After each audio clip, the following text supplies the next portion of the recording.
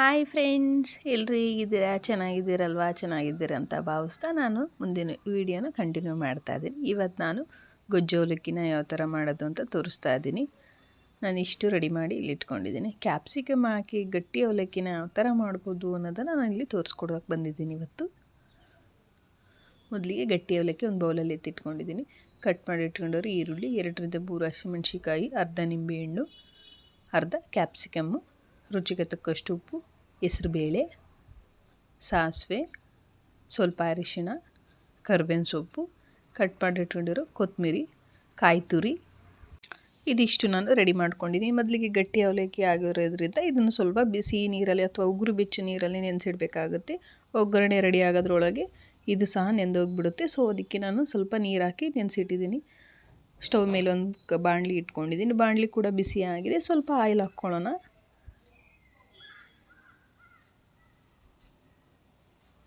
Oil ಕೂಡ ಬಿಸಿಯಾಗಿದೆ. Next ಸ್ವಲ್ಪ ಸಾಸಿವೆ ಹಾಕ್ಕೊಳ್ಳೋಣ. ಫ್ರೆಂಡ್ಸ್, ನೀವು ಇದಕ್ಕೆ ಕಡಲೆಕಾಯಿ ಬೀಜ ಕೂಡ ಹಾಕ್ಬೋದು. ನಾನಿಲ್ಲಿ ಹಾಕಿಲ್ಲ, ಸ್ಕಿಪ್ ಮಾಡಿದ್ದೀನಿ. ಹೆಸರುಬೇಳೆ ಒಂದು ಹಾಕಿದ್ದೀನಿ, ಸಿಂಪಲ್ಲಾಗಿ ಮಾಡೋದು ಆ ಥರದ್ದು ಅಂತ ಹೇಳಿ. ಸ್ವಲ್ಪ ಹೆಸರುಬೇಳೆ,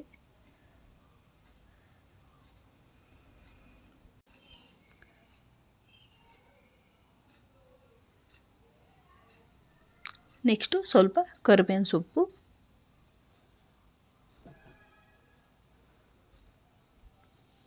ಇವೆರಡನ್ನು ಚೆನ್ನಾಗಿ ಫ್ರೈ ಮಾಡ್ಕೊಳ್ಳೋಣ.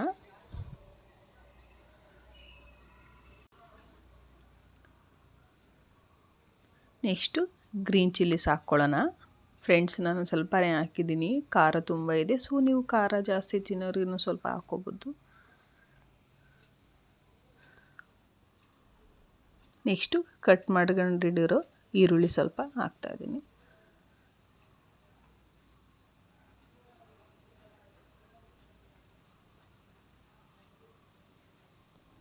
ಸ್ವಲ್ಪ ಬ್ರೌನ್ ಸಾಲ್ಟ್, ನಮ್ಮ ಮನೆಯಲ್ಲಿ ಬ್ರೌನ್ ಸಾಲ್ಟ್ ಯೂಸ್ ಮಾಡ್ತೀವಿ, ಸೊ ಅದಕ್ಕೆ ಹಾಕ್ತಾಯಿದ್ದೀನಿ. ನಿಮ್ಮ ಮನೇಲಿ ಯಾವುದು ಯೂಸ್ ಮಾಡ್ತೀರೋ ಅದನ್ನು ಕೂಡ ಇದಕ್ಕೆ ಹಾಕ್ಕೋಬೋದು. ನೆಕ್ಸ್ಟು ಕಟ್ ಮಾಡ್ಕೊಂಡಿರೋ ಅರ್ಧ ಕ್ಯಾಪ್ಸಿಕಮ್ ಹಾಕ್ತಾಯಿದ್ದೀನಿ. ಚಿಕ್ಕದಾಗಿ ಕಟ್ ಮಾಡ್ಕೊಳ್ಳಿ, ಚೆನ್ನಾಗಿರುತ್ತೆ, ತಿನ್ನಲಿಕ್ಕೆ ಕ್ರಂಚಿಯಾಗಿ ಸಿಗುತ್ತೆ. ಈರುಳ್ಳಿ ಸಹ ತುಂಬ ಬೇಯೋದು ಬೇಡ, ಕ್ರಂಚಿಯಾಗಿ ಸಿಗಲಿ, ತಿನ್ನಬೇಕಾದ್ರೆ ಟೇಸ್ಟ್ ಕೂಡ ತುಂಬ ಚೆನ್ನಾಗಿರುತ್ತೆ.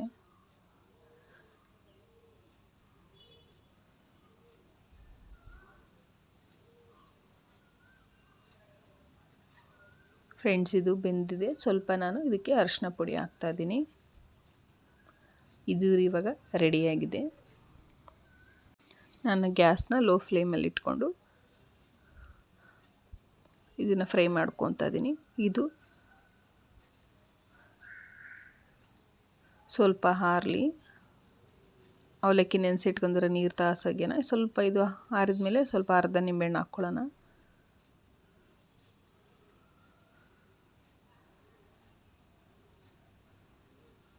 ಟೊಮೊಟೊ ಕೂಡ ಹಾಕ್ಕೊಂಡು ಮಾಡ್ಕೋಬೋದು, ತುಂಬ ಚೆನ್ನಾಗಿರುತ್ತೆ. ಬಟ್ ಲೆಮನ್ ಹಾಕಿ ಮಾಡೋಣ ಇವತ್ತು ಅಂತ. ಲೆಮನಲ್ಲಿ ಯಾವ ಥರ ಟೇಸ್ಟ್ ಬರುತ್ತೆ ಅನ್ನೋದಕ್ಕೆ ಈ ಥರ ತೋರಿಸ್ತಾ ಇದ್ದೀನಿ. ನೆಕ್ಸ್ಟು ಅವಲಕ್ಕಿ ರೆಡಿಯಾಗಿದೆ. ನೆನೆಸಿಟ್ಟು ಒಂಥರ ಅವಲಕ್ಕಿ ನೀರು ತೆಗೆದು ಇದಕ್ಕೆ ಹಾಕ್ಕೊಳ್ತಾ ಇದ್ದೀನಿ. ತುಂಬ ಸಾಫ್ಟಾಗಿ ಚೆನ್ನಾಗಿ ನೆಂದಿದೆ. ನೆಕ್ಸ್ಟ್ ಇದಕ್ಕೆ ಸ್ವಲ್ಪ ಸಕ್ಕರೆ ಹಾಕ್ಕೊಳ್ಳೋಣ. ನೀವು ಬೇಡ ಅಂದರೆ ಸ್ಕಿಪ್ ಕೂಡ ಮಾಡ್ಬೋದು.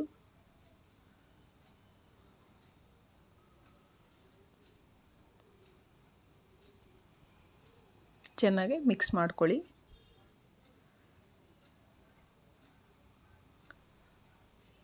ಫ್ರೆಂಡ್ಸ್, ಇದು ಮಿಕ್ಸ್ ಆಗಿದೆ. ಇದಕ್ಕೆ ಸ್ವಲ್ಪ ಕೊತ್ತಂಬರಿ ಸೇರಿಸೋಣ.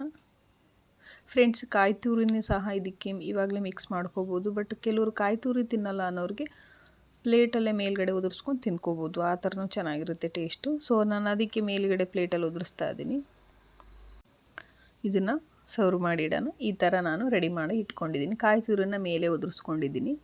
ಒಂದು ಸೈಡು ಪಪಾಯ ಮತ್ತು ಮಿಕ್ಸ್ಚರ್ ಕೂಡ ಹಾಕ್ಕೊಂಡಿದ್ದೀನಿ.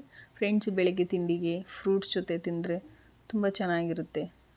ಡೈಲಿ ಒಂದೊಂದು ಫ್ರೂಟ್ ತಿಂದ್ರೆ ಹೆಲ್ದಿಗೂ ಕೂಡ ತುಂಬ ಒಳ್ಳೆಯದು. ನಾನು ಇಷ್ಟು ಇಟ್ಕೊಂಡು ರೆಡಿ ಮಾಡಿ ಇಟ್ಕೊಂಡಿದ್ದೀನಿ ಇವತ್ತಿನ ಟೀಗೆ.